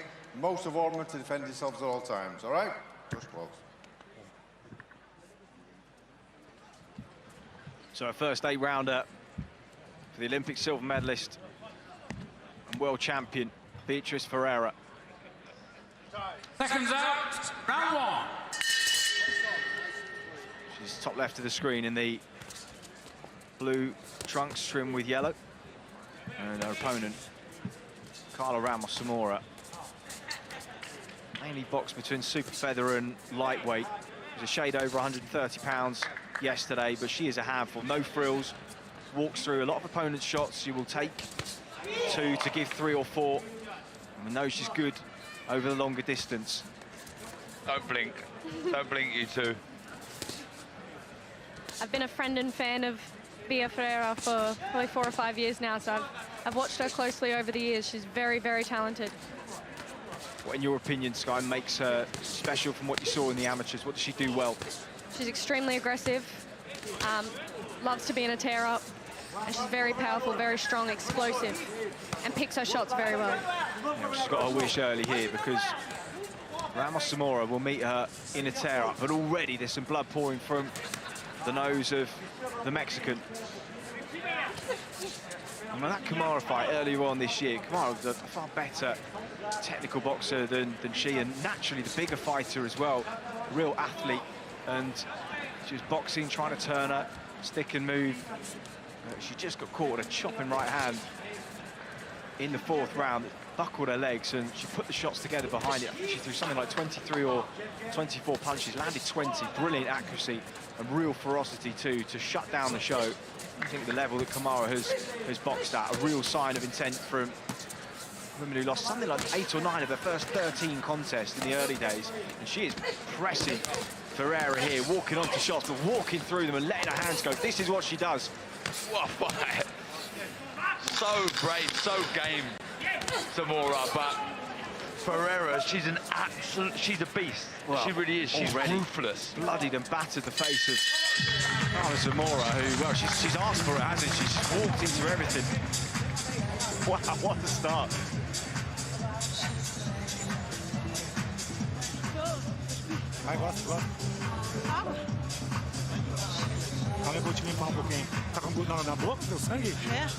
That was a high-paced first round. But we knew what they were both going to do, Darren. They did exactly that, and we got the first round that we hoped for. Yeah, exactly what we expect. Honestly, that's so impressive from both there. Zamora, obviously, she doesn't have nowhere near the pedigree that Ferreira has, but Ferreira, she's an animal. She really is. I mean, when she's letting those shots go, at ringside here, they look so hurtful. I can't tell you, honestly. I mean, look, I am going to get carried away here. I mean, I don't think she's far off the big guns in the division already. I mean, look, I don't know what Delphine doing at the minute, but I love that fight. I love that fight. Honestly, I don't want to get too carried away, right? Well, actually, I am getting too carried away. I'm a big fan. She's incredible. That was a hell of a scrap, isn't it? Intent in every shot. Yeah. So forward comes Zamora again, just walks onto a big, solid left hook. Blood pouring from the nose at the end of that first round. Can she continue to take that kind of damage? question mark over Ferreira, of course, will be at this kind of pace. How will her engine fare over the 8-round distance? Remember as well, did you say 91 wins out of 100 fights in the amateurs?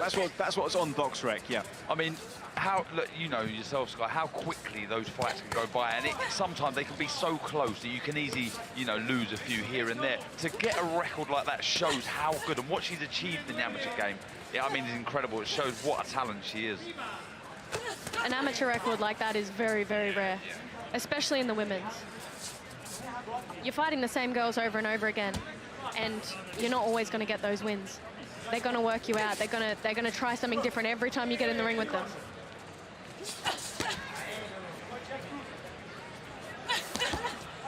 Slings the right hand in off the left hook, but Zamora responds as she always does, just winging the shots in.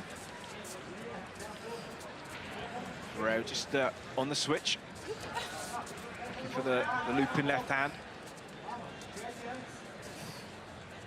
Just taking a moment to try and get a distance from southpaw, switches back to orthodox now. I mean, I'm getting extremely carried away because I want a nice away day to Brazil. That's what I'm hoping for. But honestly, an exceptional fight. Like Zamora, I knew when this fight was made how tough, how game Zamora is. But boxing lovely, Ferreira, front foot, back foot. And it's that intent with every single shot. So explosive, she really is. Deep breath though. It's been a high pace so far. And you've got to remember, she is still doing the amateurs as well, so it's that pace change, going from 3-3s to 8-2s. It's different. It's a different pace, and it's hard to keep going back and forth between the two, as I learned at that amateur camp recently, like we talked about earlier. Yeah. Well, this is not far off kind of 3-round pace, is it, for her? And we know that Zamora's tough. We know she can keep pressing this pace. I'd like to see Bia maybe change the pace and the power a little bit, not loading up on every single shot, but maybe looking for a little bit more velocity as well. Bonus 10 seconds. Well, she's taken plenty, isn't she, these first couple of rounds? Second round, round 3. Ferreira hasn't been able to put a dent in her so far. Into the third we go. 8 scheduled.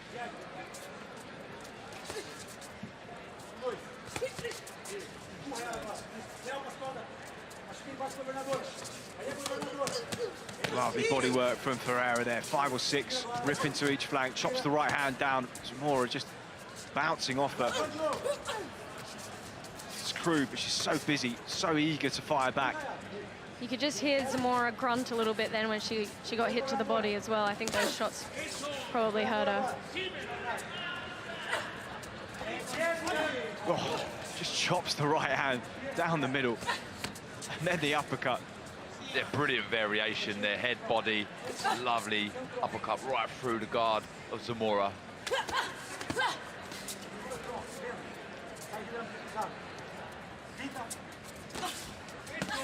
Ferreira is just stepping off now and just, well, she's just used that hook to spin off, give herself a little bit of space, maybe just thinking about the distance of the fight, that she sensed that she's not going to be able to put an early dent in Zamora. She needs to try and step off and box and wait for her opportunity. Scooping shots to the body.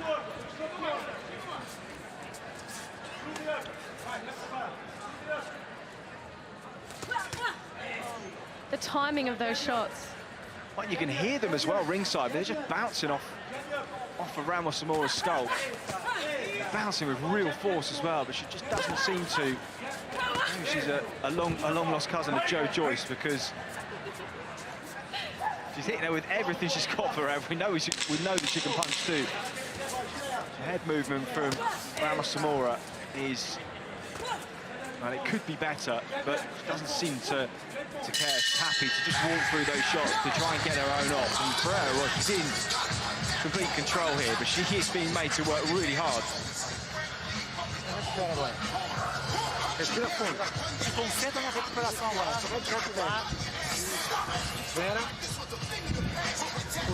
Well, 5 more rounds at this kind of pace, Darren. If Zamora stays here, and if she keeps throwing, and if she keeps making Ferreira work, that's the only chance she's got here, isn't it? We'll find out a lot about Ferreira if this pace does remain. I mean, we've seen some really good work there. I mean, credit to Zamora. She's had a nightmare in that first round, getting her nose busted, and it's hard enough as it is when you're in there with someone so well-schooled and someone so explosive. You see the damage there, but the variation of the shot, the intent with every shot from Ferreira has been so impressive. I'd like to see the feint a little bit more from Ferreira. I think she could draw out the lead of Zamora, who's looking to trade every time Ferreira throws a shot. But, I mean, you've got to take your hat off to the Mexican for that. So typically Mexican, isn't she? Just hard as nails and looking to get stuck in, but there's only one winner in those exchanges. I agree, Darren. I'd like to see a few more feints, just set up some of those attacks. I think maybe instead of looking for that one Hollywood shot, it'll come off more of a flow. Because I think at the moment, Zamara's kind of seeing these shots coming and she can brace herself for them a little bit more. Well, she's really sinking these in, the right hand, then that big left hook around the side of the guard. Oh,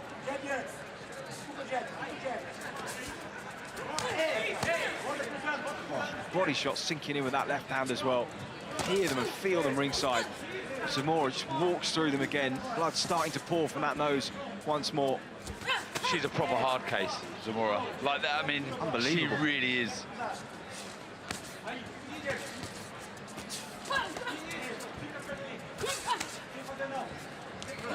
To be fair, most of the women fighters are. There's not many you see at that top level that aren't tough like this. No.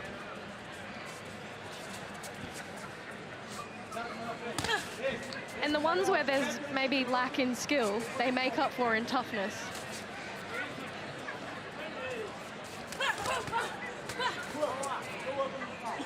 Yeah, we saw Yulissa Guzman against Ramla Ali a couple of weeks ago, and I think Ali really had her in the skills department, but just the heavy hand, the toughness of her, she stayed there and found a massive left hook to end the fight. They are built just differently in South America. Yeah, you know, I felt for Ramla in that fight a little bit. I feel like there's so much pressure on the girls that they have to entertain, and they are entertaining here. Ferreira just letting the hands go, willing herself, pushing Zamora back. She trades with her. What end to the round. Oh, man, there was a couple of left hooks in there that went in. I thought, wow. Tony Belly ringside looks absolutely gobsmacked. Wow, what a fight, what a fight. Well, we knew, but I see this one on paper, and I've done my research on Zamora. I knew what Ferreira was all about. I knew this wouldn't disappoint. I mean, hats off to Ferreira.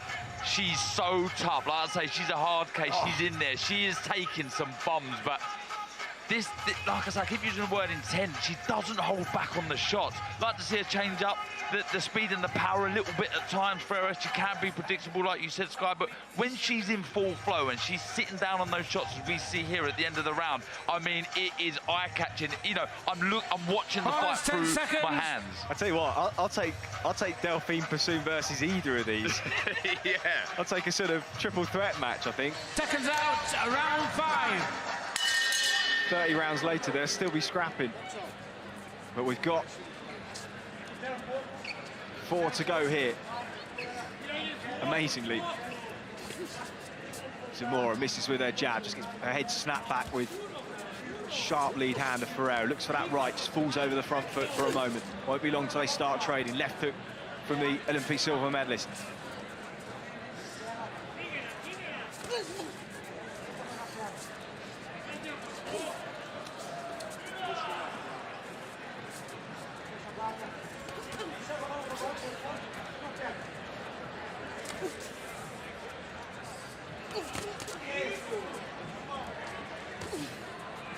Got to keep that left hand up, Zamora. She can't afford that left hand to drop to the chest, because that right hand that she chops down with Ferreira is such a dangerous shot. I'll tell you what, after the last couple of fights, Carla Ramos Zamora can expect precisely 0 invites from some of the world's top prospects. They will not want this kind of work. Left hook again from Ferreira, sinks it right into the body, then the right hand. I agree with you there, Chris. I mean, if you're watching this and you're a manager matchmaker for your charge and you're seeing Zamora, I mean... Unless you want to get them beaten. then, yeah. Or you want an absolute out-and-out war. You want to see a test of character. You want to see what your fighter's made of. You just don't go near Zamora. I'll tell you what, what's the point? Yeah, we're seeing what Ferreira's made of right now. We know credentials that she's brought into the pro game, but we are seeing how she's handling this kind of pressure through 5. She's handled it brilliantly too. Turning through those hooks to body into head.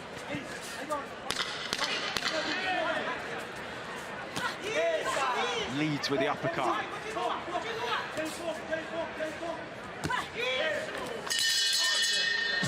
Another round in the books as we head into the 6th. Você que tá sentindo gás, mas a gente precisa separar ela. Nós temos que jogar ela, mano. Ela tá sentindo os ganchos embaixo. Vamos parar ela. Respira. Só recupera. De novo, começa os primeiros 20 segundos recuperando e vai crescendo. O jab tá pegando todos. Entra com esse jab com a perna e machuca ela embaixo com os 2 lados que ela tá sentindo. Na curta, termina cruzando de esquerda que tá pegando. Temos que parar ela assim, tá? She's really a fighter, Darren, where if you haven't put the road work in, if your conditioning's not on point, if you haven't sparred when you're supposed to have sparred, you will get found out by her. 10 seconds. She's a distance fighter. She'll take you into those trenches late. I think as soon as she would have seen that this, or when she was asked this to be an 8-rounder, she would have been all over that. Yeah, that's my territory. She is hard as nails. And it still could be. 3 rounds to go here. Ferreira well clear on the cards now. Very unlikely that Zamora is going to win this on points, but she could still drag her into unknown territory with this kind of pressure if she can sustain it. Well, that's exactly right. These are new territories for Beatriz Ferreira. She hasn't been here before. Her 3rd pro fight. The second one finished early, so it's only been about 2 or 3 rounds so far. Yeah, these are new territories for Beatriz, and it's going to be a good test for her because this girl is tough. And there were some big, deep breaths in that blue corner in the break. So as the pace caught up with Ferreira. 5 harder rounds than she's had in the first 2 contests combined. She's sinking those shots in again. And psychologically, what is it like to sink your best shots in over and over and over and watch them just bounce off the head, sink into the body and have almost nothing by way of visual effect. Of course, there's blood pouring from the nose of Zamora, but she just walks through with that poker face and looks to let her shots go, almost totally ignorant of what's coming back at her. I love that she keeps changing from the body to the head. She's getting Zamora to cover up down low, and then she's coming back up with those vicious hooks up top.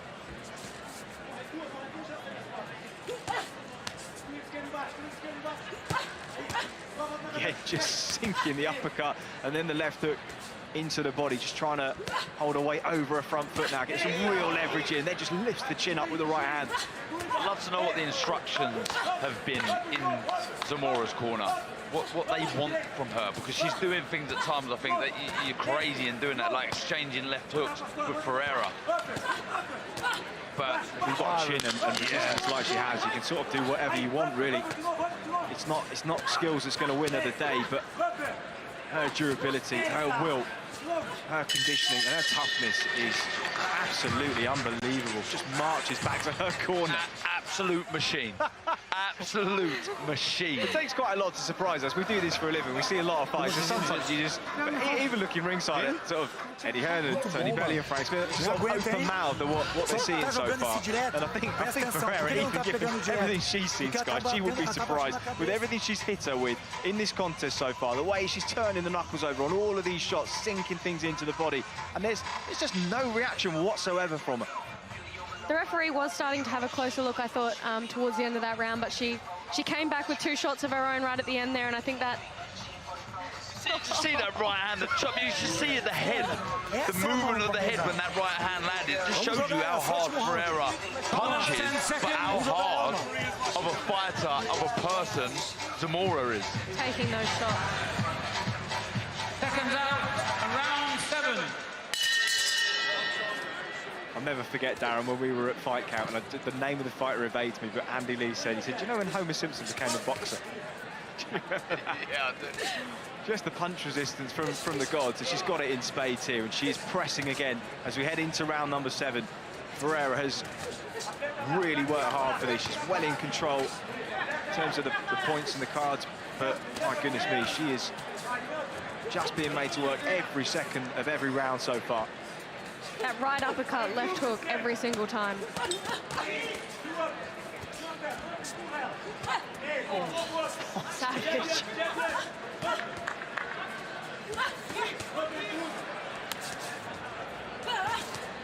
I think she's thrown that uppercut hook about 10 times already in 45 seconds. And every time you wait for a reaction from Zamora, it just doesn't come. Left hook to the body. She felt that one, Zamora. There was a little grimace. That left to the body. She's showing the pain now. She's gritting her teeth hard. Well, some woman, 50 seconds on the clock in round number 7. She marches forward again. Starting to just look a little laboured in her work for the first time in the contest, just pushing that right hand out, but she lands it 2 or 3 times. Ferreira holding her feet now. Again finds that left hook, but it's kind of irrelevant now. It's just point scoring stuff, isn't it, really? But she's turning everything she has through these shots. Zamora's Zamora still just chips there. away at her. Unbelievable.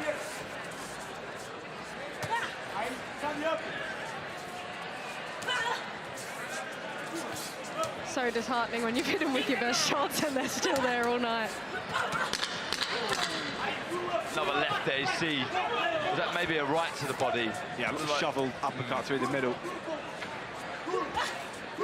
Misses with the right hand, lands the left hook on the bell. And again, without any hesitation in her stride, Zamora just marches back to her corner with a round to go.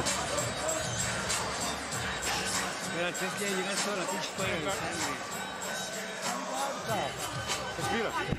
Nada, mano. Respira. Oh. Respira. Well, I don't speak her language, but I'm pretty sure she just checked that it was definitely the last round she was going into, because she's been in control, but she knows she's had to work for every moment in this. And Zamora breathing pretty deeply. Doesn't look hurt, doesn't look ruffled, doesn't look phased, and always when you see a fighter out of the blue with a result like she had against Jess Kamara, you think to yourself, was it a fluke? But I think what we've seen tonight, they were to fight 4 or 5 times, she probably wins most of them. And Jess Kamara's a really, really good fighter. Seconds out. Remember when Sylvester Stallone got back to the court fighting Ivan Drago, and Drago says to his corner that he's not human or he's a lump of iron. I think it was something similar said. That was almost certainly what it was, yeah. Translation, Darren Barker, you should invoice for that. Straight chopping combinations for Ferreira to start the round, works the body well. Zamora just a little early signs of fatigue in round number 7. Again, she just wills herself forward. It's crude, but it's so effective. It's only been Ferreira's brilliance, her timing, and that elite amateur scoring that has put her a step ahead. Many would have wilted under this kind of pressure, and it is a victory if she gets there in this next minute and 20 that is not to be underrated here. Especially over the 8-round distance, which she hasn't navigated before, let alone at any kind of pace like this. And, well, we'll assess the potential championship quality and the transition that a top amateur is making into the pros. This is a really, really good signal that Ferreira, as you said earlier, could be right in the mix at the top end before we know it. Yeah, that's been the importance of this 8 rounds and the completion of the 8 rounds, because you're only a couple of rounds off, you're thereabouts. So I think they could probably, you know, you're probably only 1 or 2 fights away, I think, personally, with the skills she's got now with this 8 rounds in the bag. Huge box ticked for Ferreira and her team.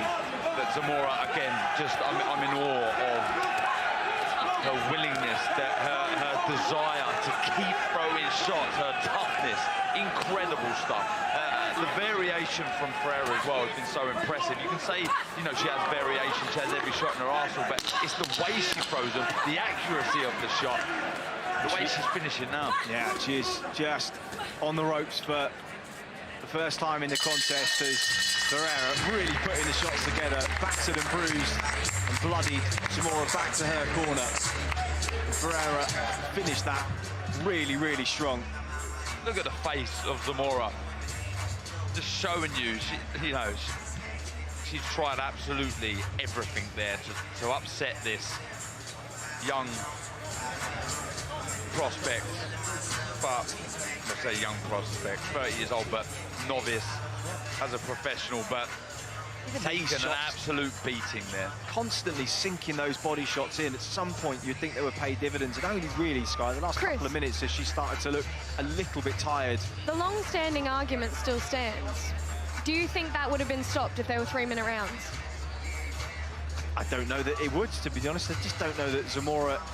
I just think the 2 rounds on, 1 round off, it's enough recovery time for the girls, and that's why we're not seeing as many stoppages. Yeah, and not enough time when you've got somebody hurt to put your foot down. You hurt someone after a minute, 20, minute 30, you've then only got half a minute left, yeah. Yeah, they've got enough time to survive, and then they've got that whole minute to recover again.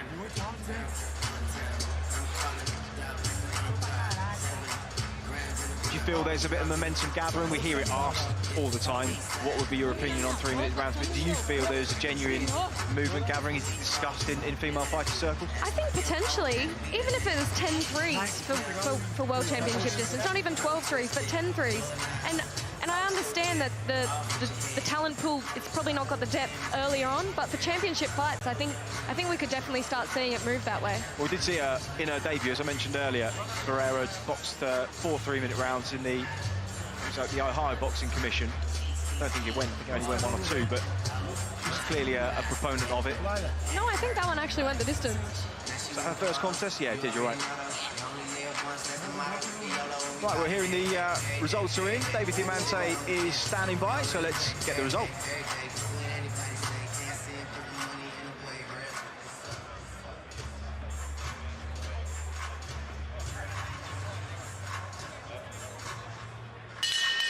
After 8 rounds of action here in Sheffield, England, we go to referee Michael Alexander's scorecard. It reads 80-72. For your winner, she's still undefeated, Beatriz, the Beast Ferreira. So a shutout from Beatriz Ferreira. When you look at it on BoxRec in a year or so's time, but it won't tell the story of the fight, and that is that she was had to make extremely worked extremely hard for this one, but she's really enjoyed herself there. Brilliant test, and credit to Carla Ramos Zamora, who pushed her hard over her first 8 rounds, and well, I think she's proved more about her potential championship quality as the years go on. And in terms of championship quality, 2 of the most dangerous 147-pounders in the world will do battle live on DAZN.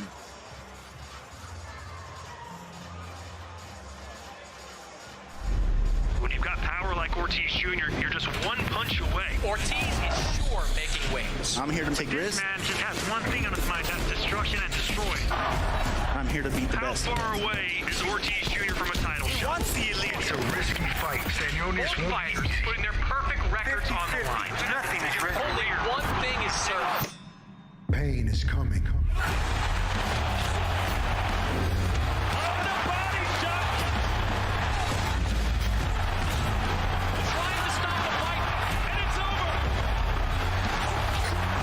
Is he ready? Absolutely, he's ready.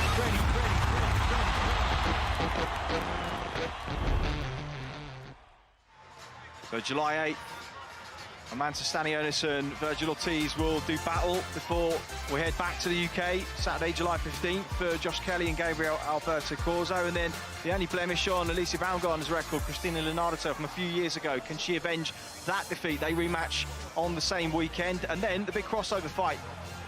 Nate Diaz and Jake Paul will do battle August 5th, all live on DAZN. Let's take a look back at what happened on Before the Bell. 3 victories for the home fighters. Corey O'Regan, who shut out Jordan Ellison. Very, very competent performance for his 10th victory as a professional. Nico Lavaz went 4-0-1 against Alberto Motos, who lost his unbeaten record, moves to 4-1. And Beatriz Ferreira and Carla Ramos Zamora, if you've just been joining us for this one, what a brilliant tear-up that was. And she now moves to 3-0 as a professional. And that will conclude our pre-broadcast segment here on Before the Bell. We'll be going live on DAZN at 7 o'clock. We've got 4 fights on the undercard for you, all leading to the big one. British and Commonwealth unification at super lightweight between Liverpool's Sam Maxwell and the home fighter, Sheffield's Dalton Smith.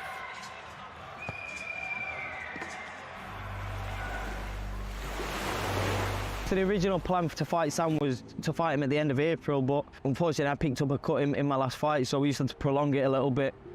You know, probably the fight falling through the first time, I was able for the first time to actually sit back and be like, what more can I add to my game? Getting some working with Manny Robles, a world-renowned coach. You know, just learning and getting some hard sparring. Boxing is not about glitz and glamour. You've got to put yourself out of your comfort zones, and that's what I'm doing. I want you guys to feel comfortable here. Yeah. I want you guys, this is your home away from home, you hear me? Appreciate it. So whenever you guys want to come out and train out here, work out here, not a problem with me, you hear me? It's important for me and for everyone to come in and feel like you're in a good place. You got that? It's like, you're like my dad. My dad's the same. I appreciate that. But your dad and I will get along just fine when we meet each other. We get on very well. I'm like a kid in a candy shop. Beautiful. Beautiful. You felt that one? Heads up. Let's go. That's how you do damage. That's how you do damage. You know, it's always good to have, you know, someone looking on the outside, seeing your faults, what you can work on, and, you know, that's what my dad wanted. He wanted me to come over here and learn some new stuff, what I can take back home, and we can learn on as well. Knockouts come on their own, yes? Yeah. Good. Yeah, so, you know, I've always been with my dad. I'm still am with my dad, but you know, my dad was the one who actually said, you know, you've got a bit of time off.